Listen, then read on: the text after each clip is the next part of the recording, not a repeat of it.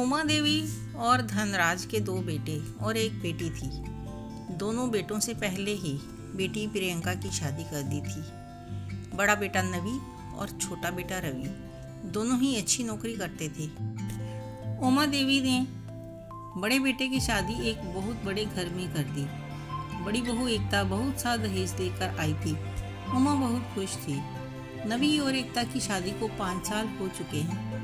हर तीज त्योहार को एकता के मायके से बहुत कीमती उपहार आया करते थे। जब भी एकता मायके जाती थी, अक्सर ही ससुराल वालों के लिए महंगे उपहार लेकर आया करती थी और अपनी ननद के लिए भी महंगी ड्रेसेस लेकर आती थी। मना करने पर कहती कि एक ही तो ननद है मेरी। एकता हर समय अपने महंगे उपहारों के बल पर इतराती थी। उसकी लाई हुई साड़ी जब भी उसकी उमा देवी पहन लेती थी तो बहू का ध्यान उसी में लगा रहता था। एक बार उमा देवी ने ऐसे ही एक बार सिल्क की साड़ी पहन रखी थी और वह रसोई में चाय बनाने चली गई तो एकता ने सास को टोक दिया। कहा कि माँ जी, इतनी महंगी साड़ी पहनकर आप रसोई घर में क्यों चली आई? कोई दाग पड़ गया तो छूटेगा भी नहीं। सास को इस बात का बहुत बुरा लगा।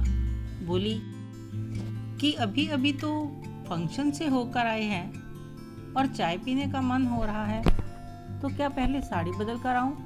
ठीक है, तुम चाय बनाओ, मैं साड़ी बदल कर आती हूँ।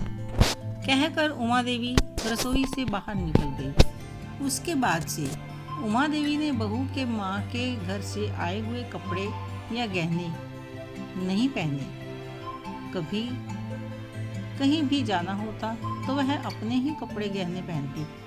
कुछ समय बाद ये रवि की शादी नेहा के साथ तय हुई। एकता के मुकाबले में नेहा के घर वालों की हैसियत कम थी, लेकिन नेहा बड़ी खुशमिजाज और संस्कारी लड़की थी। शादी धूमधाम से हुई। लड़की वालों ने मान सम्मान में कोई कमी नहीं रखी थी। विदाई से पहले नेहा की मां ने उमा देवी को 2 सूटकेस दिए और कहा कि नीला सूटकेस रवि और नेहा का है और लाल सूटकेस में आपके परिवार के लिए उपहार हैं। उन्होंने दोनों हाथ जोड़कर कहा, समधन जी, जितना भी हो सकता था हमने किया। आप थोड़े को ज़्यादा समझिएगा। बस मेरी बच्ची से कोई भूल हो जाए तो आप उसे अपनी बच्ची समझकर क्षमा कर दीजिएगा। अब तो ये आपके परिवार का हिस्सा बनकर जा रही है।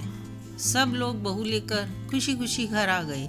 रस्मों रिवाजों के बाद सभी को उपहारों को देखने का उत्साह था। सो नेहा के सामने उमा देवी ने लाल सूटकेस खोला और उसमें उमा देवी के भाई भाभी, बड़ी बहन बहनोई, जेठ जेठानी के कपड़े थे जो उमा देवी ने उन्हें दे दिए।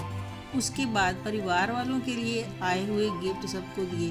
सभी को पसंद आए, लेकिन एकता ने अपनी साड़ी को देखकर नाक चढ़ा दिया था और कहा, माँ जी, ऐसी सस्ती साड़ी तो मैं कभी नहीं पहनती। उसने ननद से कहा, प्रियंका, तुम्हारी साड़ी कैसी है? अरे ये भी ऐसी ही है। क्यों भाभी, क्या है इस साड़ी को? इतनी प्यारी तो है। वैसे भी ऐसा गिफ्ट हर रोज नहीं मिलता। प्यार से मिली हुई चीज को प्यार से ही स्वीकार किया जाना चाहिए। उमा देवी ने अपनी बड़ी बहू और बेटी की तरफ घूर कर देखा तो वे दोनों चुप हो गई। उमा देवी ने बड़ी बहू को इशारे से बुलाया और उसे अपने कमरे में ले गई और बोली, एकता बेटा, इस साड़ी का क्या करोगी? माँ जी, यह तो मैं नहीं पहनूंगी। मैं काम वाली मंगला को दे दूंगी, वह खुश हो जाएगी। ठीक है, ये काम कल ही कर देना। एक काम और करना। तभी उमा देवी ने अपनी अलमारी खोली और उसमें से कुछ साड़ियाँ ले आई और एकता को देते हुए कहा, बहू, उसके साथ यह भी दे देना, ज़्यादा खुश हो जाएगी। साड़ियाँ देखकर एकता के चेहरे का रंग दिखने वाला था। हैरान होकर बोली, माँ जी, ये तो वो साड़ियाँ हैं जो मेरे मायके से आपको उपहार में मिली थी और आप इन्हें काम वाली को देने के लिए कह रही हैं। पता भी है कि आपके लिए ये साड़ियाँ खरीदने के लिए मैंने और माँ ने ना जाने कितने ही मॉल्स और दुकानों के चक्कर लगाए थे ताकि आपके लिए बेस्ट चूज कर सके। और आपने 2 या 3 बार से ज़्यादा नहीं पहनी है। मेरा मन दुख रहा है आपकी बात सुनकर। तो क्या हो गया बहू, 5 साल भी तो हो गए हैं और कितना संभाल कर रखूँ इनको। पर माँ जी, मेरी माँ के पास तो 15-20 साल पुरानी साड़ियाँ भी नई जैसी पड़ी हैं और आप नई साड़ियाँ।